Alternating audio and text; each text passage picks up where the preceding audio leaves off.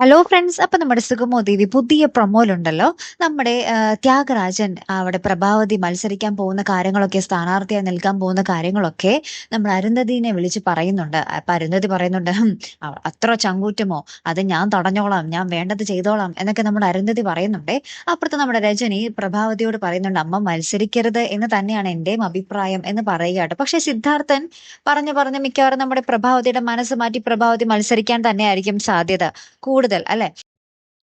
പിന്നീട് നമ്മുടെ നന്ദൻ ദേവികയുടെ വീട്ടില് ദേവികയെ കാണാൻ വേണ്ടി പോവാട്ടോ. അവിടെ ചെല്ലുമ്പോൾ നമ്മുടെ ദേവികയുടെ അമ്മ ആകെ പേടിച്ച് നിൽക്കുക. കാരണം ദേവിക അവിടെ ഇല്ല. ദേവിക നന്ദൻ പറയുന്നത് കേൾക്കാതെ വീണ്ടും ഹോസ്പിറ്റലിലേക്ക് പോയിരിക്കുക, അല്ലെ? അപ്പൊ നമ്മുടെ ദേവികയുടെ അമ്മ ഇങ്ങനെ പറയുന്നുണ്ട്, അവള് ഹോസ്പിറ്റലിൽ പോയി എന്ന് പറയുമ്പോൾ തന്നെ നമ്മുടെ നന്ദൻ വേഗം തന്നെ ഹോസ്പിറ്റലിലേക്ക് പോയി അവളെ റിസപ്ഷനിൽ ഇങ്ങനെ ചോദിക്കുന്നുണ്ട്, അരുന്ധതി മാഡത്തിന്റെ മുറി നമ്പർ ഏതാ എന്ന് ചോദിക്കുമ്പോൾ അവിടെ ഇരിക്കുന്ന ആ ഒരു സ്റ്റാഫ് പറയുന്നുണ്ട്, അരുന്ധതി എന്ന് പറയുന്ന പേഷ്യന്റ് ഇവിടെ ഇല്ലല്ലോ എന്നിങ്ങനെ പറയുക കേട്ടോ. അപ്പൊ നമ്മുടെ നന്ദൻ ആകെ ഇങ്ങനെ എന്താണ് ഇവിടെ സംഭവിക്കുന്നതെന്ന് അറിയാതെ ഇങ്ങനെ പകച്ചു നിൽക്കുന്ന ഒരു രംഗങ്ങൾ തന്നെയാട്ടോ കൂട്ടുകാരെ നമുക്ക് കാണുവാൻ സാധിക്കുന്നത്. മിക്കവാറും നമ്മുടെ നന്ദൻ ഋഷിയെ അവിടെ വെച്ച് കണ്ടുമുട്ടും.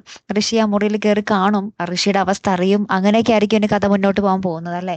കാത്തിരുന്ന് തന്നെ കാണാട്ടോ. അടുത്തൊരു വീഡിയോയുമായി വരുന്നത് വരയ്ക്കും ഗുഡ് ബൈ.